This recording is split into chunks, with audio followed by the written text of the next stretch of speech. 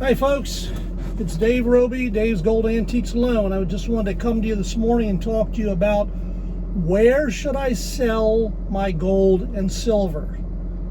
Always the big question. So I'm going to tell you right now, obviously you want to get the most price for what you have, especially when we're talking about jewelry. Let's not talk about bullion for a minute. Obviously with bullion, you're probably going to go to a coin shop.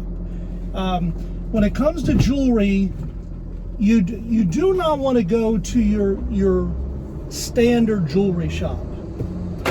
There are hybrids of jewelry shop that also do coins, they also do loans, things like that. But I'm talking about just your standard jewelry shop. They are not going to pay you, a fair value on your jewelry, on your scrap. You go with them with a diamond ring, that's another situation.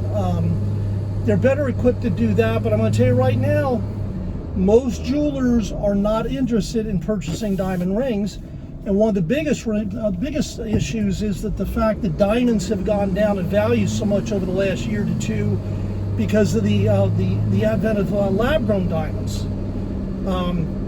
Now, I encourage you, do not go out and buy a lab-grown diamond. There is no secondary market for lab-grown diamonds. If you get divorced or something happens, you're going to have a heck of a time trying to sell that lab-grown diamond. Wholesalers just do not buy them. The whole market is based on just selling retail new product. So I just wouldn't go down that road. So if you're going to a jewelry store, they're going to be just really, they don't want to give you a price on, many times on a diamond because they don't want to compete with the diamonds they have. So you rule out jewelry stores. The next question is, do I go to one of those road shows at the hotels or different places? I highly advise against that. Road shows do not pay out a fair price on your scrap, on your jewelry. Do not go there. So where does that leave us? Well, you talk about pawn shops. There's some good pawn shops that'll pay you fair prices. There's a lot that don't. When I say a pawn shop, I'm talking about a licensed pawnbroker. License, that's the key. License. They can they can say pawn out in front of their window. They'll have a National Pawnbroker Association sign inside. It's got to be a licensed pawnbroker. I feel that they're more trustworthy when you're selling your jewelry to them.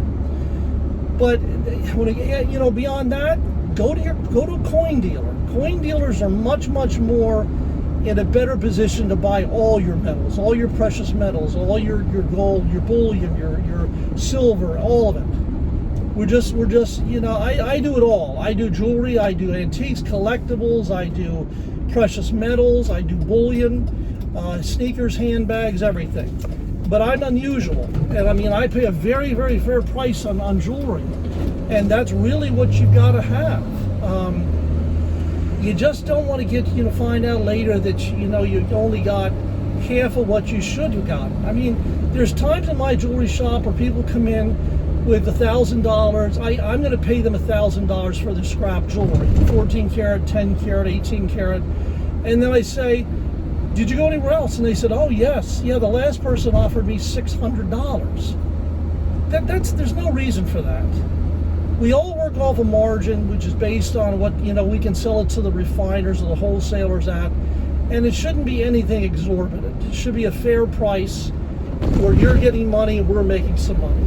So just keep that in mind as you're doing that. You just really need to go to somewhere like a coin shop. When you're talking precious metals, bullion, you're definitely going to be going to a coin shop.